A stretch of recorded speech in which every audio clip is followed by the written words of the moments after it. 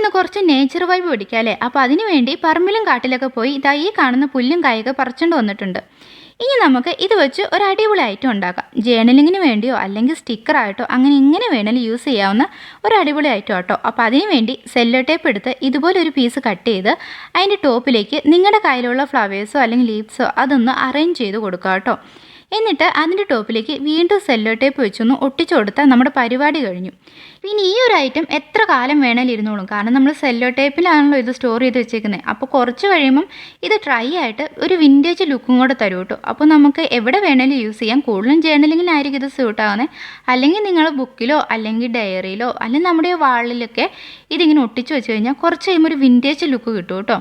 പിന്നെ ഇത് ഒട്ടിക്കാൻ വേണ്ടി നിങ്ങൾക്ക് വേണമെങ്കിൽ ഡബിൾ സൈഡ് ടേപ്പ് യൂസ് ചെയ്യാം, അല്ലെങ്കിൽ വീണ്ടും സെല്ലോ ടേപ്പ് അതിൻ്റെ ടോപ്പിൽ ഒട്ടിച്ച് നമുക്കൊന്ന് ബുക്കിലേക്കൊക്കെ ഒട്ടിച്ച് കൊടുക്കാം. ഇനി അതും അല്ലെങ്കിൽ നമ്മൾ നോർമൽ ഗ്ലൂ തേച്ച് ഒട്ടിച്ചാലും മതി കേട്ടോ. ഞാനിപ്പോൾ ഒരു 3D എഫക്റ്റ് ആയിക്കോട്ടെ എന്ന് വെച്ച് ഡബിൾ ടേപ്പൊക്കെയാണ് യൂസ് ചെയ്തത്. അപ്പോൾ വീഡിയോ കണ്ട് ഇഷ്ടമായ ലൈക്ക് ചെയ്യാനും സബ്സ്ക്രൈബ് ചെയ്യാനും